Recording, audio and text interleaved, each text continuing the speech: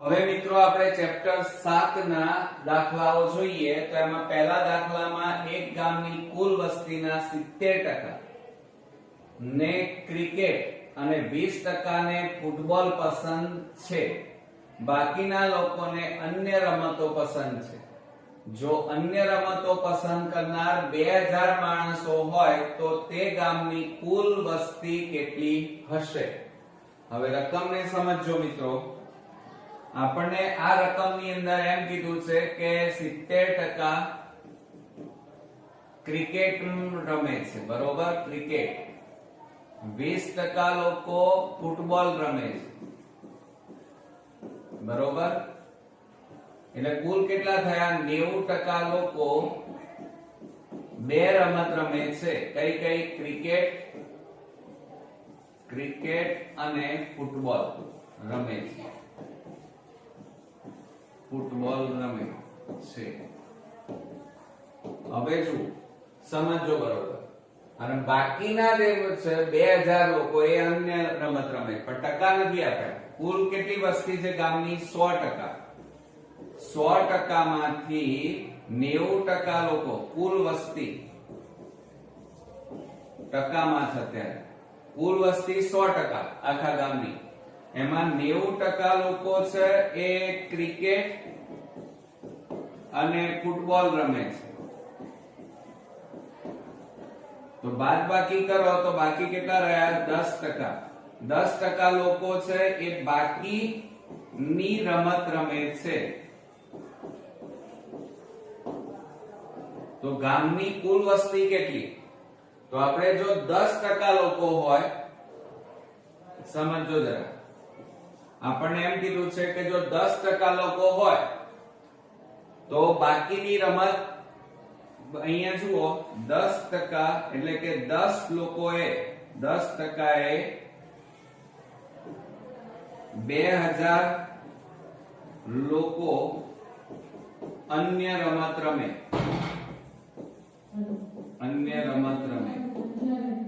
માટે આપણી પાસે કુલ કેટલા ક્રિકેટ અને ફૂટબોલના? 90%।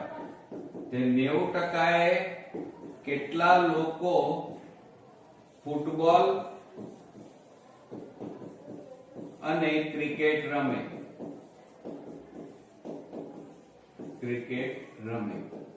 તો 90 ઉપર જતા રહે, નીચે 10 આવે, ગુણ્યા 2000 છેદમાં 1, મિંડે ઉડી ગયા, 9 દુ 18 અને પાછળ 3 મીંડા, તો કેટલા આવ્યા? 18000 કુલ ક્રિકેટ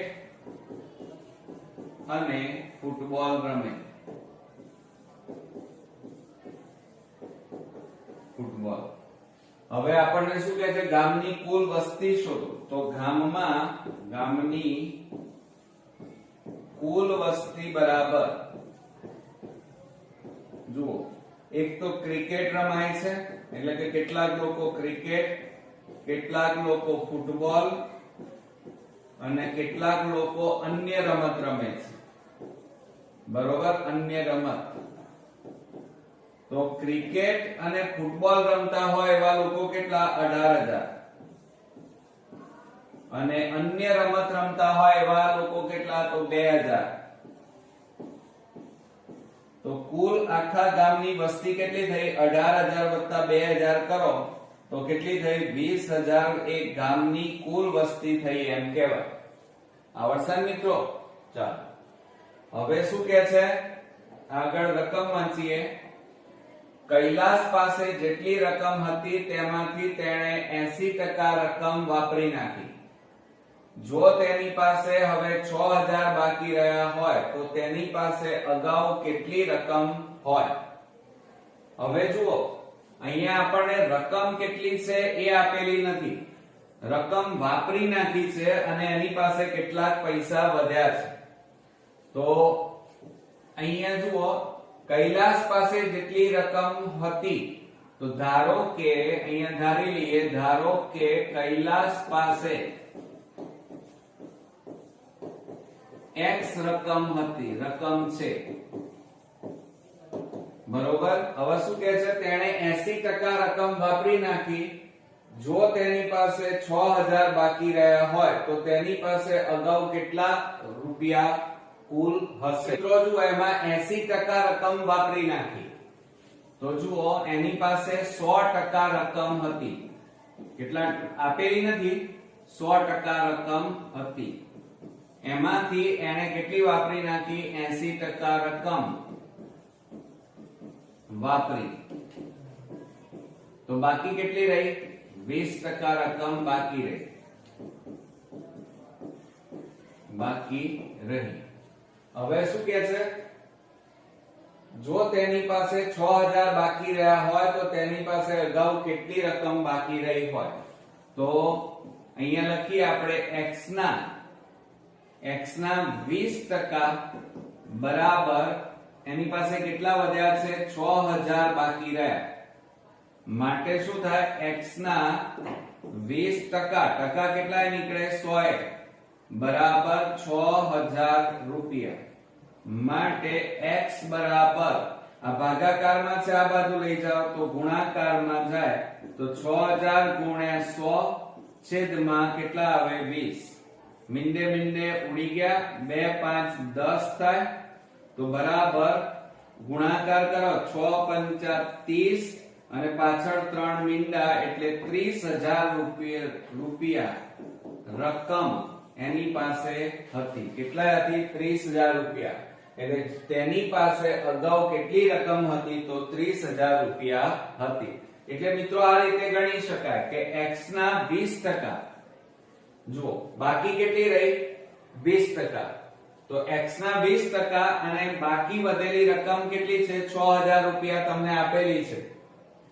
તો આ ભાગાકાર છે અને આ બાજુ લઈ જાઓ એટલે ગુણાકાર, આ ઉપર છે એટલે આ બાજુ લઈ જાઓ તો છેદમાં જતા રહે, છેદ ઉડાડો એટલે કેટલા આવે? 30000 રૂપિયા બાકી, એટલે કે એની પાસે કુલ રકમ છે. હવે આપણે રાજેશનો માસિક પગાર 18000 રૂપિયા છે. જો તેની કામની ગુણવત્તા જોઈને કંપનીએ તેના પગારમાં 12% નો વધારો કર્યો હોય તો રાજેશનો માસિક પગાર કેટલો હોય? હવે જુઓ માસિક એટલે મહિનાનો પગારની અહીંયા વાત ચાલે છે કે રાજેશ સારું કામ કરતો હતો અને એટલા માટે કંપનીએ એનો પગાર વધાર્યો. કેટલો વધાર્યો? તો 12% વધાર્યો છે. તો ટકા છે તો 100 એ આપણે લેવા પડે કે 100 રૂપિયા પગાર પર વધારો બરાબર 12 રૂપિયા. વધારો બરાબર 12% એટલે 12 રૂપિયા કહેવાય, કારણ કે ટકા 100 એ નીકળે અને જ્યારે આપણે 100 લઈએ એટલે ટકા રૂપિયામાં ફેરવાઈ જાય. હવે પગાર કેટલો છે એનો? 18000 રૂપિયા પગાર પર વધારો બરાબર કેટલા રૂપિયા? તો બરાબર શું થાય? 18000 છેદમાં 100 ગુણ્યા 12 છેદમાં 1. હવે છેદ ઉડાડી દો, મીંડે ઉડી ગયા. બરાબર 18 ગુણ્યા 12 કરો 0 8 1 2 8 16 2 1 2 ને 1 3 8 ને 3 11 1 ને 1 2 તો કેટલા આવ્યા? 216 અને પાછળ એક મીંડું એટલે 2160 રૂપિયા એનો પગાર વધારે, એટલે કે આ વધારો આવ્યો એનો. હવે શું કહે છે? તો તેનો માસિક પગાર કેટલો? તો જુઓ માસિક પગાર બરાબર માસિક પગાર પણ કયો? તો નવો માસિક પગાર બરાબર જૂનો માસિક પગાર વત્તા એમાં વધારો ઉમેરાય. તો જૂનો માસિક પગાર કેટલો હતો? 18000 વત્તા વધારો કેટલો થયો? 2160. તો જુઓ 0 6 1 8 ને 2 10 વધી પડી 1 તો કેટલો આવ્યો? 20160 રૂપિયા એનો માસિક પગાર થયો એમ કહેવાય. કેટલો થયો? 20160. ઓકે ચાલો હવે આપણે લાસ્ટ એક્ઝામ્પલ જોઈએ. કે એક સોસાયટીના કુલ રહીશોમાંથી 75% લોકોને ક્રિકેટની રમત ગમે છે. જો ક્રિકેટની રમત ન ગમનાર વ્યક્તિઓની સંખ્યા 300 હોય તો સોસાયટીના રહીશોની સંખ્યા કેટલી હશે? હવે અહીંયા ક્રિકેટની રમતની વાત આપેલી છે તો એની અંદર જુઓ રકમમાં આપણને એવું કીધું છે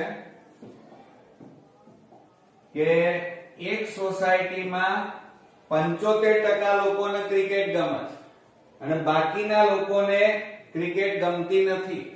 તો સોસાયટીમાં કુલ 100% લોકો છે. કુલ લોકો સોસાયટીમાં એમાંથી આ 75% લોકોને શું ગમે છે? ક્રિકેટ ગમે છે. બરોબર. જ્યારે બાકી કેટલા રહ્યા તો 100 માંથી બાદ કરો તો કેટલા આવે? 25% લોકો એવા છે કે જેને ક્રિકેટ ગમતી નથી. ક્રિકેટની રમત ગમતી નથી.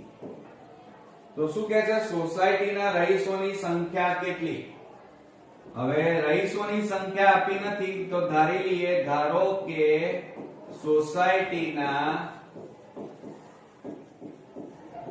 રહીશો એટલે સોસાયટીના લોકોની કુલ સંખ્યા બરાબર x ધારતા. એટલે અહીંયા શું લખવાનું મિત્રો?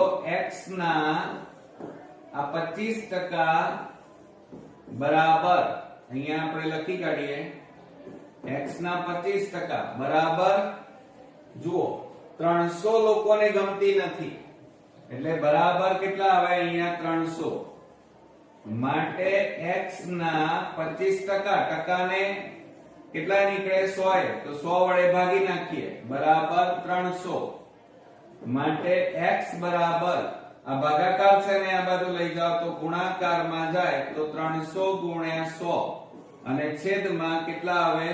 આ ઉપર છે ગુણાકાર કહેવાય, આ બાજુ જાય તો ભાગાકારમાં 25 4 કેટલા થાય? 100 માટે x બરાબર આ બેનો ગુણાકાર કરો 4 તરી 12 તો 1200 લોકો. કેટલા લોકો મિત્રો? 1200 લોકો એવા છે કે આ 1200 x એટલે શું આવ્યું? કુલ સંખ્યા. જો આ ધારીતી તો અહીંયા કુલ રહીશોની સંખ્યા સોસાયટીની કેટલી છે? 1200. ઓકે, તો આ ખાસ યાદ રાખજો મિત્રો અને આ દાખલાઓની બરોબર પ્રેક્ટિસ કરજો. નેક્સ્ટ વિડિયોમાં પાછા નવા એક્ઝામ્પલ સાથે ફરી મળીએ. ત્યાં સુધી ગુડ નાઇટ ફ્રેન્ડ્સ.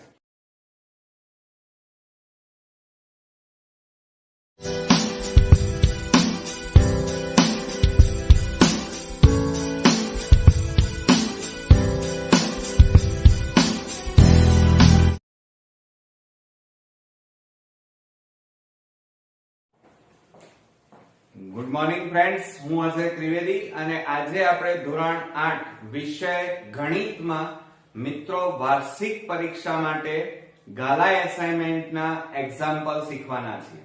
મિત્રો વાર્ષિક પરીક્ષા આપણી નજીક આવી રહી છે અને સ્વાભાવિક છે કે આ પરીક્ષાની અંદર મેથ્સમાં સારામાં સારા આપણે સ્કોર કરી શકીએ એ આશયથી આપણે ગાલા એસાઇનમેન્ટના બધા જ દાખલાઓ હું તમને સોલ્વ કરાવવાનો છું. તો ચાલો શરૂ કરીએ મિત્રો. હવે મિત્રો આપણે ચેપ્ટર 11 ના બે અગત્યના દાખલાઓ જોઈએ.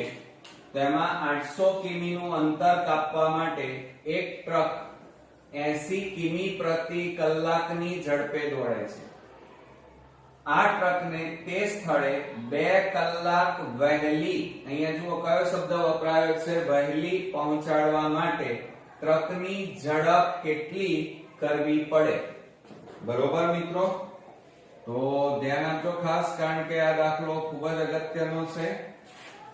હવે અહીંયા જુઓ આપણે કિમીનું અંતર બરાબર આપણને આપેલું છે. કેટલું આપ્યું છે? 800 કિમી. પછી મિત્રો જુઓ ઝડપે દોડે છે, ઝડપ આપી છે. ઝડપ બરાબર 80 કિમી પ્રતિ કલાક. આ 80 કિમી પ્રતિ કલાક આપેલું છે. હવે અહીંયા સમય આપણે પહેલા આપેલો નથી એટલે સમય તમારે શોધવો પડે. તો મિત્રો અહીંયા ઝડપ બરાબર એનું સૂત્ર યાદ રાખવાનું ખાસ તમે ધ્યાન રાખજો કે ઝડપ બરાબર અંતર ભાગ્યા સમય. આ સૂત્ર યાદ રાખજો, અંતર ભાગ્યા સમય. એટલે આ આપણું સૂત્ર તૈયાર થયું. હવે જો અહીંયા ઝડપ તમને કેટલી આપેલી છે? 80.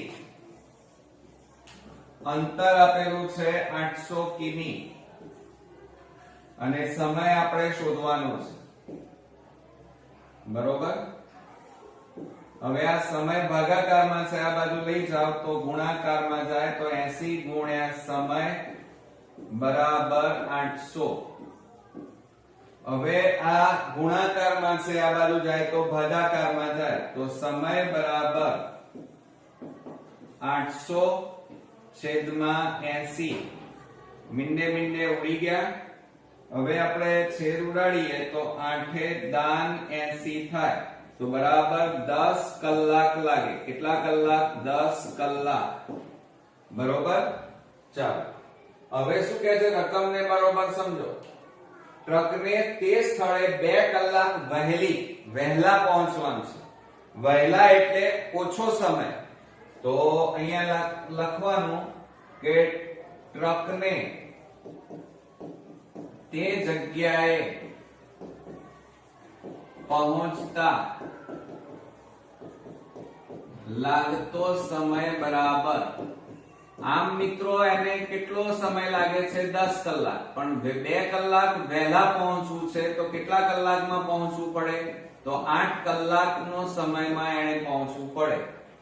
બરોબર. તો શું કહે છે? એની ઝડપ કેટલી કરવી પડે? તો આ પાછું સૂત્ર વાપરીએ આપણે. જુઓ એની અંદર કે ઝડપ બરાબર અંતર ભાગ્યા સમય. બરોબર. બરાબર. હવે અંતર કેટલું કાપવાનું છે? તો શરૂઆતમાં આપણે 800 અને ત્યાર પછી પણ આપણે અંતર તો એટલું ને એટલું જ કાપવાનું છે 800 અને ભાગ્યા સમય. કેટલા કલાક લગાડવાના છે? 8 કલાક. તો અહીંયા છેદ ઉડાડી તો 8 દાન 8 એકા 8 અને 2 મીંડા એટલે કેટલા કિમી ઝડપ રાખવી પડે? તો ઝડપ બરાબર 8 કલાકમાં પહોંચવું હોય તો 100 કિમી પ્રતિ કલાકની ઝડપે ટ્રકને દોડવું પડે. બરોબર. એટલે આ આપણો ફાઇનલી જવાબ આપણને મળ્યો. ઓકે. ચાલો હવે શું કહે છે? સાયકલના પૈડામાં 8 સળિયા છે. 2 ક્રમિક સળિયા વચ્ચેનો ખૂણો 45 અંશ છે. જો 12 સળિયા હોય તો 2 ક્રમિક સળિયા વચ્ચેનો ખૂણો કેટલો હોય? હવે જો અહીંયા એક પૈડું આપ્યું છે, ધ્યાન આપો. આપણને આ રીતે એક પૈડું છે. બરોબર. અને એની અંદર આ રીતે ક્રમિક સળિયા આપેલા છે પૈડામાં. બરોબર. હવે શું કહે છે? 2 ક્રમિક સળિયા વચ્ચેનો ખૂણો, આ જે ખૂણો થાય એ કેટલા અંશનો છે? 45. અને સળિયા કેટલા છે? 8 સળિયા છે. તો આપણે અહીંયા પદ મૂકીએ કે 8 સળિયા હોય તો 2 ક્રમિક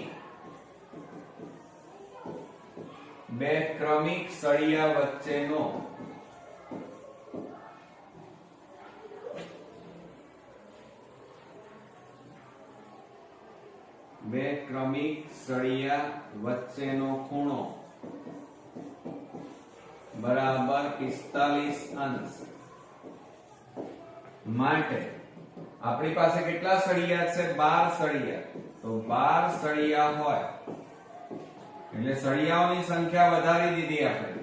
હોય જો અહીંયા 8 સળિયા હતા તો 45. સળિયાની સંખ્યા વધી તો ખૂણો એ પ્રમાણે અહીંયા મિત્રો શું થાય? ઘટે. હોય તો 2 ક્રમિક, અહીંયા વ્યસ્ત પ્રમાણ કહેવાય, સળિયા વચ્ચેનો ખૂણો બરાબર કેટલો? બરોબર. તો બરાબર શું થાય? 8 ના m છેદમાં 12 ગુણ્યા 45 છેદમાં 1 બરાબર.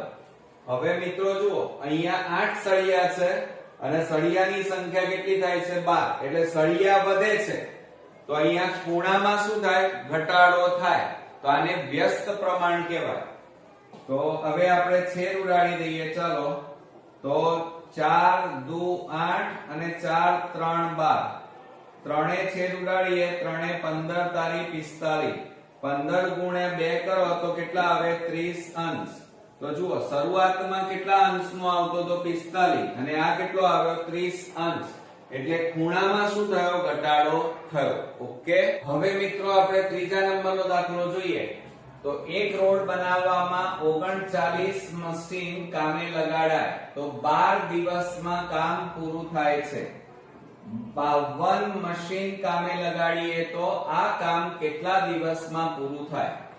રકમને જુઓ, અહીંયા 39 મશીન છે, અહીંયા 52 મશીન, એટલે મશીનમાં વધારો થયો તો દિવસમાં ઘટાડો થાય. તો આ તમારું વ્યસ્ત પ્રમાણ કહેવાય.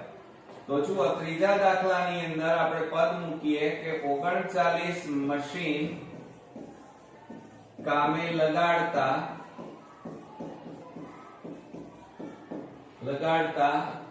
રોડ 12 દિવસમાં પૂરો થાય.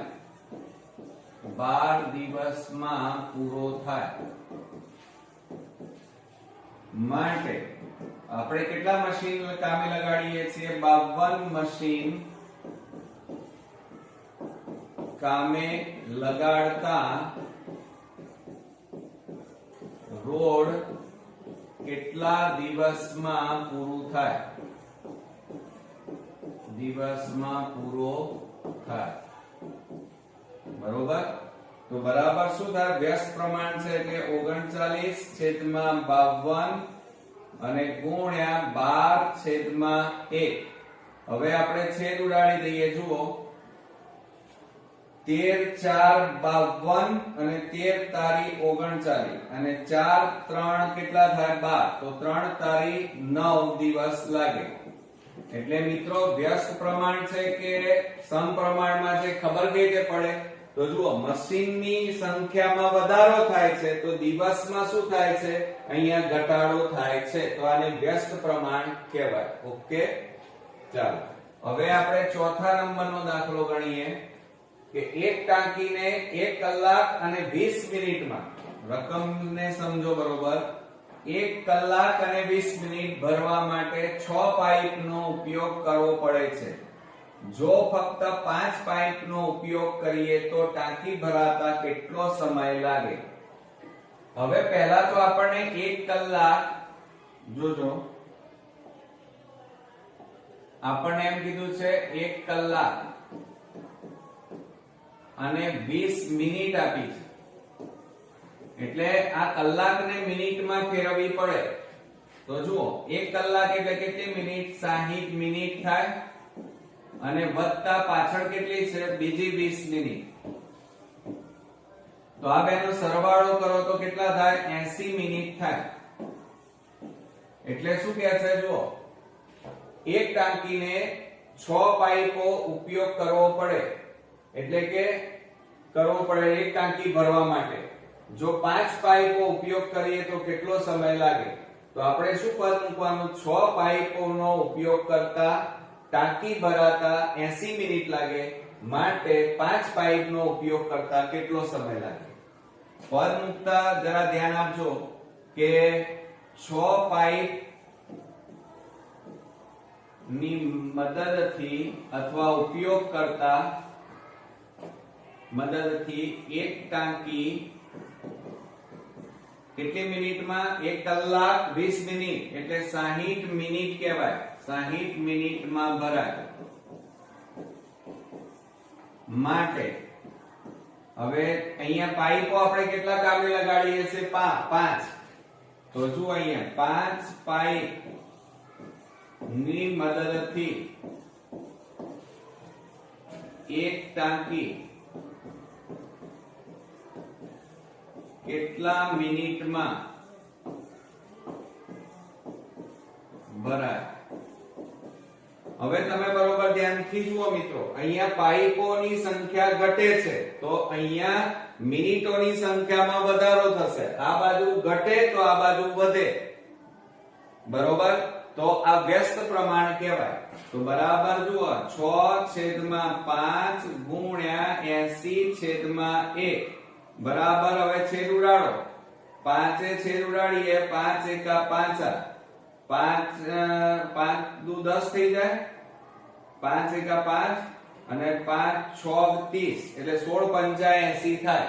અને 16 ગુણ્યા 6 કરો એટલે 16 6 કેટલા થાય? 96 મિનિટ લાગે.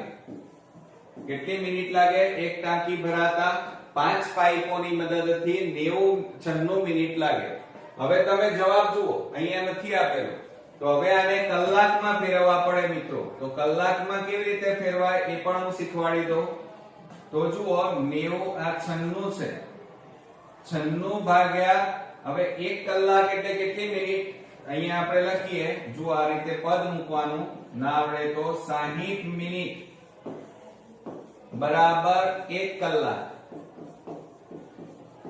માટે આપણી પાસે કેટલી મિનિટ છે? 96 મિનિટ બરાબર કેટલા કલાક? તો બરાબર શું થાય? 96 ઉપર જાય, છેદમાં 60 ગુણ્યા 1/1. જુઓ 16 6 96 અને 16 ના 16 નહીં ઉડે મિત્રો, 1 મિનિટ. અહીંયા 96/60 ગુણ્યા 1/1. 6 એ ઉડાડીએ, 6 એ 16 6 96 અને 6 એ દાન 60 બરોબર. હવે મિત્રો અહીંયા આપણી પાસે જુઓ 16/10 આયા, તો 16 ને 10 વડે ભાગો, 10 એકા 10 કેટલા વધ્યા? 6 બરોબર. તો હવે આપણે શું કરીએ? અહીંયા 10 પૂર્ણાંક 1/, આપણને 6 મળે બરોબર. આ રીતે મળે છે. તો હવે આ 6 ક્યાં જાય? ઉપર. આ ક્યાં આવે? બાજુમાં. બાજુમાં છે ક્યાં આવે? નીચે. તો ધ્યાન આપજો મિત્રો ખાસ. આમ તો ડાયરેક્ટ મોઢે ગણી શકાય, પણ ન આવડે તો શું કરવાનું? તો જુઓ અહીંયા આ 6 ક્યાં જાય? ઉપર. 1 ક્યાં આવે? બાજુમાં. અને 10 ક્યાં આવે? નીચે બરોબર. તો હવે આ જે આયા એ કલાક આવ્યા, પણ એને મિનિટમાં પણ ફેરવવા પડે. તો આગળ જે છે આ એ 1 કલાક કહેવાય, આ કલાક કહેવાય. હવે આ પાછળનાને મિનિટમાં ફેરવવા હોય તો 60 વડે ગુણવા પડે. તો 10 6 60 થાય. 6 ગુણ્યા 6 એટલે કેટલા થાય? 36 મિનિટ થાય. તો યાદ રાખજો મિત્રો, મેં શું કર્યું એ પ્રમાણે. આમ તો અહીંયા 96 છે, તો આ 96 બરોબર, તેના આ રીતે ભાગ પડે, 60 વત્તા 36 આ રીતે ભાગ પડે એટલે 96 થાય. તો આ 60 મિનિટ એટલે 1 કલાક અને 36 શું આવી કહેવાય? મિનિટ. એક આ રીતે ડાયરેક્ટ ગણી શકાય. અને ન આવડે તો આ રીતે ફેરવવાનું, એનો ભાગાકાર આ રીતે કરવાનો. અને હવે જુઓ નીચે હોય ઉપર જાય, ઉપર હોય બાજુ, બાજુમાં હોય નીચે આવે, એટલે 1.6/10. આગળ જે હોય એને કલાક કહેવાય એટલે 1 કલાક. અને આ જે આયા એને મિનિટમાં ફેરવવા માટે 60 વડે ગુણવા પડે. છેદ ઉડાડી દો, 10 6 60, તો 6 ગુણ્યા 6 એટલે 36 મિનિટ થાય. આવડશે મિત્રો? તો આ રીતે આપણા ખૂબ જ અગત્યના દાખલાઓ અહીંયા પૂરા થયા. નેક્સ્ટ વિડીયોમાં પાછા નવા દાખલાઓ સાથે ફરી મળીએ. ત્યાં સુધી ગુડ નાઇટ ફ્રેન્ડ્સ.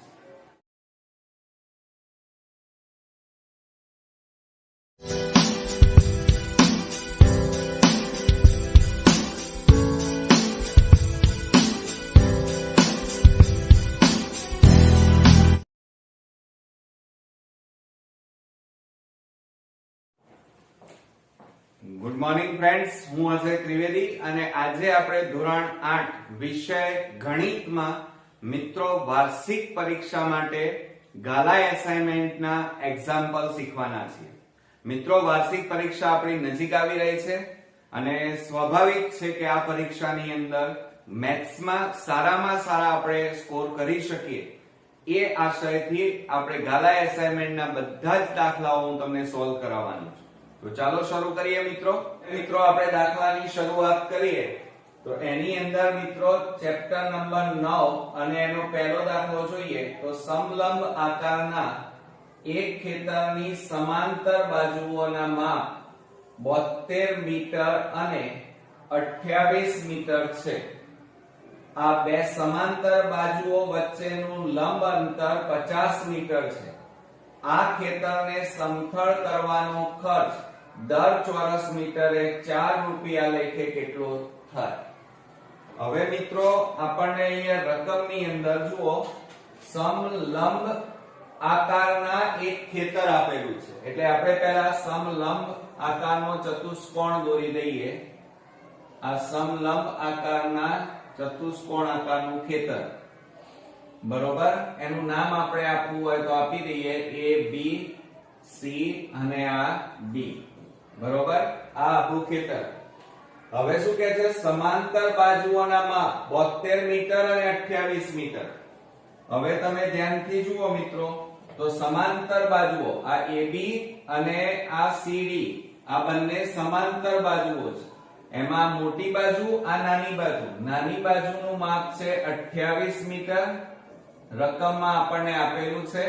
અને મોટી બાજુનું માપ આપ્યું છે સમાંતર બાજુમાં, અને એ છે મિત્રો 72 મીટર. એટલે આ થયું મિત્રો 72 મીટર. પછી આપણને શું કહે છે જુઓ એની અંદર કે બે સમાંતર બાજુઓ વચ્ચેનું લંબ અંતર.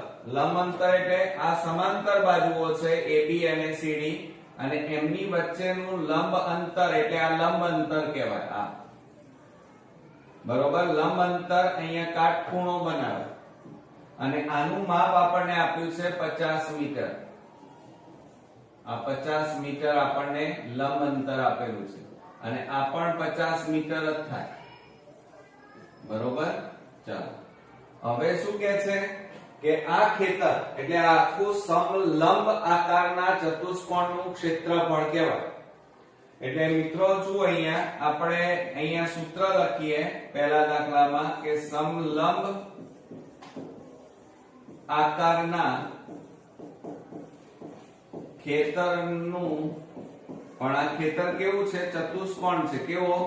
તો સમલંબ આકારનું ખેતરનું ક્ષેત્રફળ. તો એનું સૂત્ર શું થાય? સમલંબ આકારના ચતુષ્કોણનું ક્ષેત્રફળ બરાબર 1/2 ગુણ્યા, હવે જુઓ આ AB અને CD એ કેવી કહેવાય? સમાંતર બાજુઓ. તો સમાંતર બાજુઓનો સરવાળો, સમાંતર બાજુનો સરવાળો ગુણ્યા આ બે સમાંતર બાજુઓ છે એનું આ લંબ અંતર લેવાનું. એટલે સમાંતર બાજુ વચ્ચેનું લંબ અંતર, વચ્ચેનું લંબ અંતર, બરોબર. હવે એની અંદર મિત્રો આપણે કિંમતો મૂકીએ. ચાલો, બરાબર 1/2 ગુણ્યા સમાંતર બાજુઓનો સરવાળો. તો બે બાજુઓ કઈ છે? સમાંતર. એક તો એમનો સરવાળો એટલે 28 વત્તા 72 અને ગુણ્યા સમાંતર બાજુ વચ્ચેનું લંબ અંતર. લંબ અંતર એટલે આ લેવાય, અહીંયા આપણે લખવું હોય તો લખી શકાય E, આ F લેવાય, બરોબર. આ AE અને BF એ લંબ અંતર કહેવાય. તો એનું માપ કેટલું છે? 50 મીટર. હવે મિત્રો જુઓ આ 1/2 ગુણ્યા આ બેનો સરવાળો કરો. 8 ને 2 10, 7 ને 2 9 ને 1 10 અને ગુણ્યા 50. હવે આપણે છેદ ઉડાડી દઈએ. જુઓ તો 2 25 દુ 50 થાય, બરાબર. આ 25 ગુણ્યા 100 કરો એટલે 2500, અને અહીંયા બધું મીટરમાં આપેલું છે. એટલે એકમ કયો આવે? ક્ષેત્રફળ છે, એટલે મીટર સ્ક્વેર. એટલે આ ખેતરનું ક્ષેત્રફળ મળ્યું. હવે રકમની અંદર શું કહે છે જુઓ, દર ચોરસ મીટરના 4 લેખે. એટલે એનો મતલબ એ થાય કે 1 ચોરસ મીટરનો ખર્ચ 4 રૂપિયા, તો 2500 મીટરનો ખર્ચ કેટલો? તો આપણે અહીંયા પદ મૂકીએ કે 1 મીટર સ્ક્વેર ખેતરને સમથળ કરવાનો ખર્ચ. આપણે અહીંયા સમથળ કરવાનો છે, તો સમથળ કરવાનો ખર્ચ બરાબર કેટલા રૂપિયા મિત્રો? 4 રૂપિયા કીધા છે. માટે આપણું ક્ષેત્રફળ કેટલું છે ખેતરનું?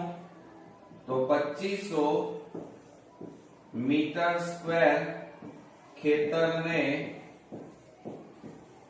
સમથળ કરવાનો ખર્ચ બરાબર કેટલા રૂપિયા? તો બરાબર શું થાય મિત્રો? 2500 છેદમાં 1 આવે ગુણ્યા 4 છેદમાં 1 ગુણાકાર કરો. ચાલો 0 0 4 5 20 નું 0 વધી પડી 2 4 દુ 8 ને 2 10. તો કેટલા રૂપિયા ખર્ચ થાય મિત્રો? જો અહીંયા 10000 રૂપિયા ખર્ચ થાય. કેટલો થશે? 10000 રૂપિયા આપણો જવાબ આવે. ઓકે, આવડશે મિત્રો? ચાલો હવે ત્યાર પછી આપણે બીજો દાખલો જોઈએ કે એક સમલંબ આકારના ખેતરનું ક્ષેત્રફળ 480 મીટર સ્ક્વેર. અહીંયા ક્ષેત્રફળ આપેલું છે. આ ખેતરની સમાંતર બાજુઓ વચ્ચેનું લંબ અંતર 15 મીટર અને સમાંતર બાજુઓમાંથી એક બાજુની લંબાઈ 20 મીટર છે. તો બીજી બાજુની લંબાઈ શોધો. ઓકે, ચાલો હવે મિત્રો પહેલા તો આપણે સૌપ્રથમ આકૃતિ દોરી દઈએ અને ત્યાર પછી આપણે દાખલો ગણીએ. હવે જો એમાં બીજા દાખલાની અંદર આપણને અહીંયા આકૃતિ આપેલી છે આ રીતે. આ પહેલા આકૃતિ દોરી, આ લંબ અંતર કહેવાય અને એ આપણને કેટલું આપ્યું છે મિત્રો? 15 મીટર. આ 15 મીટર. આ તમને આપ્યું છે 20 મીટર. જ્યારે આ માપ તમારે શોધવાનું છે. બરોબર? ચાલો હવે અહીંયા નામ આપવું હોય તો આપી શકાય. A B C અને આ D અને આ અહીંયા લંબ અંતર AE થયું. હવે મિત્રો જુઓ, આપણે સમલંબ આ રીતે ચતુષ્કોણ આપેલું છે. તેનું સૂત્ર શું થાય? તો એ આપણે લખી કાઢીએ. અહીંયા ખેતર શબ્દ હવે નહીં લખીએ આપણે, તો શું લખાય? સમલંબ આકારના ચતુષ્કોણનું ક્ષેત્રફળ બરાબર 1/2 ગુણ્યા સમાંતર બાજુઓનો સરવાળો ગુણ્યા સમાંતર બાજુ વચ્ચેનું લંબ અંતર. હવે એની અંદર આપણે કિંમતો મૂકીએ. ચાલો જુઓ, આપણને અહીંયા મિત્રો તમને રકમની અંદર સમલંબ આકારના ચતુષ્કોણનું ક્ષેત્રફળ આપેલું છે. કેટલું આપ્યું છે? 480 બરાબર 1/2 ગુણ્યા સમાંતર બાજુઓનો સરવાળો. તો આ એક સમાંતર AB અને એની સમાંતર બાજુ કઈ છે? CD. એમાં આ CD નું માપ આપણને આપેલું નથી, એનું માપ આપણે ધારી લઈએ x. તો કૌંસમાં મિત્રો શું થાય? 20 x થાય અને ગુણ્યા સમાંતર બાજુ વચ્ચેનું લંબ અંતર આપણને આપેલું છે. કેટલું થાય? 15. હવે આ બે ગુણાકારમાં છે અને ભાગાકારમાં છે. આ બાજુ જાય તો ગુણાકાર. તો 480 ગુણ્યા કેટલા આવે? 2 બરાબર. હવે જુઓ આ શેમાં છે? ગુણાકારમાં. આ બાજુ જાય તો શેમાં જાય મિત્રો? ભાગાકારમાં જાય. બરાબર 20 x થાય. હવે અહીંયા છેદ ઉડતા હોય તો ઉડાડી દઈએ. જુઓ 15 તારી 45, 15 3 45, 15 દુ 30 એટલે કેટલા આવ્યા? 32. હવે મિત્રો આપણે અહીંયા લખીએ 32 ગુણ્યા 2 એટલે 64 થાય અને બરાબર 20 x થાય. માટે આ 20 ને આ બાજુ લઈ જાઓ તો 64 માઈનસ 20 પ્લસ છે, આ બાજુ જાય તો માઈનસ બરાબર x. હવે બાદબાકી કરો તો x બરાબર 64 માંથી 20 જાય તો મિત્રો કેટલા રહે? 44. x એ કોના માટે ધાર્યું હતું? આ બીજી બાજુ. તો અહીંયા બીજી બાજુનું માપ આપણને મળી ગયું. બીજી બાજુનું માપ બરાબર આપણે x ધાર્યા હતા અને x બરાબર આપણને કેટલા મળ્યા? 44. અને મિત્રો અહીંયા મીટરમાં છે. જુઓ અહીંયા આપણને મીટર સ્ક્વેર આપ્યું હતું એટલે અહીંયા બીજી બાજુનું માપ શેમાં મળે? મીટરમાં. ઓકે, તો આ રીતે આપણો બીજો જવાબ પણ 44 મીટર મળી ગયો. હવે આપણે ત્રીજા નંબરનો દાખલો ગણીએ. તો એની અંદર જુઓ, એક સમલંબ આકારના ખેતરનું ક્ષેત્રફળ 240 મીટર સ્ક્વેર છે. આ ખેતરની સમાંતર બાજુઓ વચ્ચેનું લંબ અંતર 25 મીટર છે. સમાંતર બાજુઓમાંથી એક બાજુની લંબાઈ 15 મીટર તો બીજી બાજુની લંબાઈ શોધો. તો આ જ રીતે મિત્રો આપણે ગણવાનું છે. આપણે ફરીથી આકૃતિ દોરીએ અને સૂત્ર લખી અને દાખલાને ગણીએ. જો સૂત્રો આવડતા હોય તો જ તમે આ દાખલા ગણી શકો મિત્રો. ચાલો હવે ત્રીજા નંબરના દાખલાની અંદર આ સમલંબ આકારનું આપણું ખેતર, એમાં નામ આપવું હોય તો આપી શકાય A B આ CD, બરોબર. હવે એની અંદર જુઓ મિત્રો, આ તમારું લંબ અંતર કહેવાય, એ અહીંયા કાટખૂણો બનાવે. આ પણ લંબ અંતર કહેવાય અને અહીંયા કાટખૂણો બનાવે. અહીંયા E અને F નામ આપીએ. ચાલો હવે આપણે બાજુઓના માપ લખી કાઢીએ. તો ખેતરની સમાંતર બાજુઓ વચ્ચેનું લંબ અંતર 25 મીટર, એટલે આ માપ તમને કેટલું આપ્યું છે? 25 મીટર. આ માપ પણ લંબ અંતર છે એટલે બંને સરખું થાય, 25 મીટર થાય. ઓકે. સમાંતર બાજુઓમાંથી એક બાજુની લંબાઈ 15 મીટર, આનું માપ છે આપણી પાસે 15 મીટર. આ બીજી બાજુનું માપ નથી તો આપણે ધારી લઈએ x મીટર. કેટલા મીટર? x મીટર ધારી લીધું. હવે આપણે સૂત્ર મૂકીએ તો અહીંયા લખીએ આપણે કે સમાંતર સમલંબ ચતુષ્કોણનું ક્ષેત્રફળ બરાબર 1/2 ગુણ્યા, ચાલો 1/2 ગુણ્યા શું થાય? આ બે સમાંતર બાજુ, આ એક અને આ બીજી સમાંતર બાજુ, તો બે સમાંતર બાજુ નો સરવાળો ગુણ્યા આ બે સમાંતર બાજુઓ વચ્ચેનું આ શું કહેવાય? લંબ અંતર. તો બે સમાંતર બાજુ વચ્ચેનું લંબ અંતર, બરોબર. તો બરાબર શું થશે? જુઓ 1/2 ગુણ્યા બે સમાંતર બાજુઓ વચ્ચેનો સરવાળો, આ તો AB અને આ CD, એ બેનો સરવાળો. તો એક બાજુનું માપ 15, બીજી બાજુનું માપ આપણને આપેલું નથી, આપણે ધાર્યું x, અને ગુણ્યા બે સમાંતર બાજુઓ વચ્ચેનું લંબ અંતર કેટલું છે? 25. હવે મિત્રો જુઓ, તમને ક્ષેત્રફળ ઓલરેડી રકમમાં આપેલું છે. જુઓ 240, તો અહીંયા લખવાનું 240 બરાબર 1/2 કૌંસમાં 15 x ગુણ્યા 25. હવે આ બે ભાગાકારમાં છે, આ બાજુ જાય તો ગુણાકારમાં. તો 240 ગુણ્યા 2 બરાબર કૌંસમાં 15 x ગુણ્યા 25. હવે આ 25 ગુણાકારમાં છે, આ બાજુ જાય તો ભાગાકારમાં જાય. તો આપણે બાજુમાં લખીએ મિત્રો, તો 240 ગુણ્યા 2 અને છેદમાં 25 બરાબર 15 x. હવે આપણે છેદ ઉડાડી દઈએ. ચાલો તો શું થશે? અહીંયા 25 એ છેદ ઉડાડીએ તો 5 એ છેદ ઉડાડો, 5 5 25. અહીંયા 5 એ છેદ ઉડાડીએ તો 5 240 ભાગ્યા 5 કરો. ચલો 5 4 20, 4 0, 5 8 40 થાય, એટલે કેટલા ભાગ ચાલે? 48. હવે મિત્રો ભાગ ચાલશે નહીં. હવે તો હવે આપણે શું કરવાનું? આ બેનો ગુણાકાર કરો. 2 8 16 વધી 1 2 4 8 ને 9, 96 છેદમાં 5 બરાબર 15 x. હવે આ 96 ને 5 વડે ભાગો, પોઈન્ટમાં જવાબ આવશે. તો 96 ભાગ્યા 5 કરીએ તો 5 એકા 5 46, 5 9 45.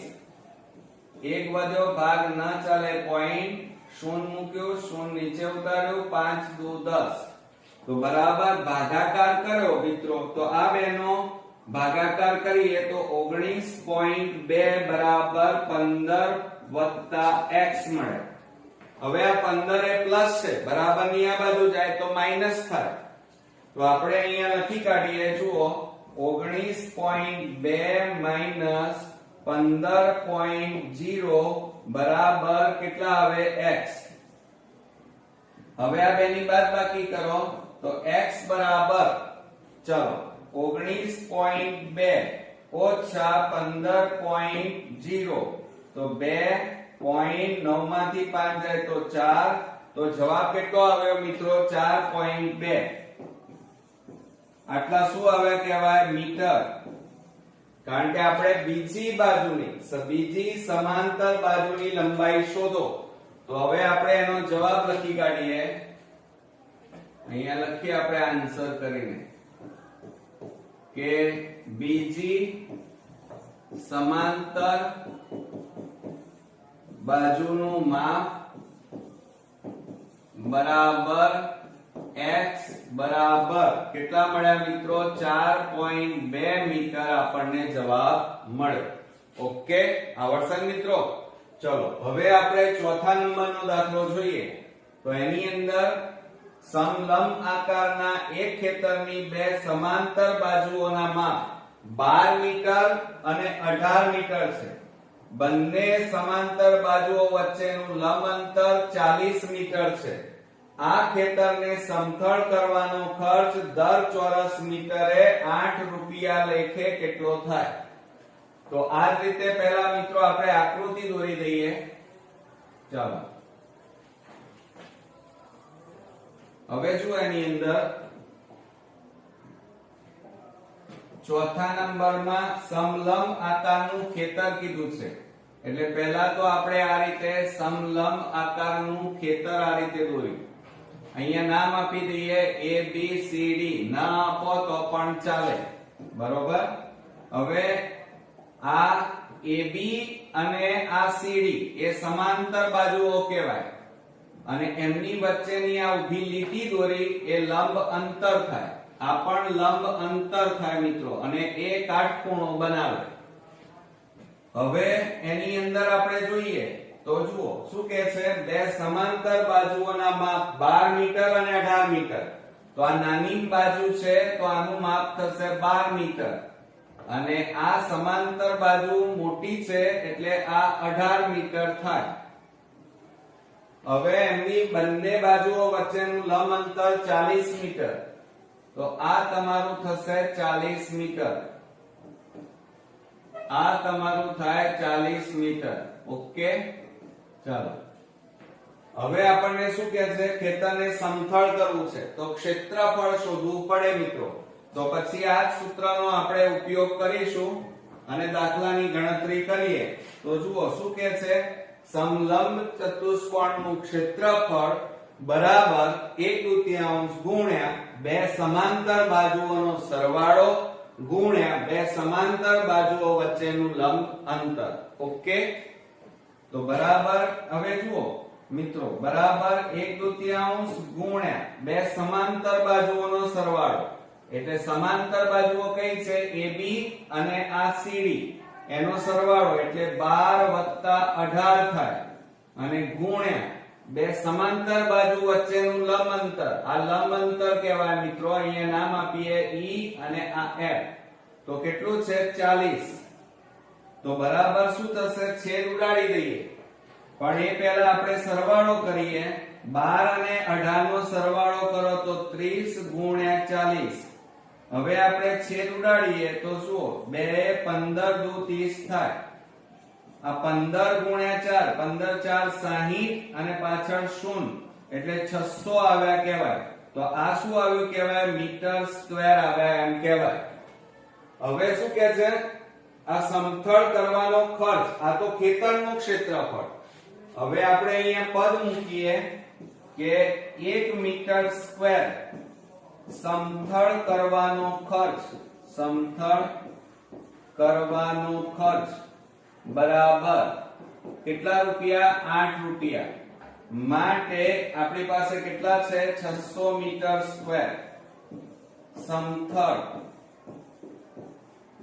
કરવાનો ખર્ચ બરાબર કેટલા રૂપિયા?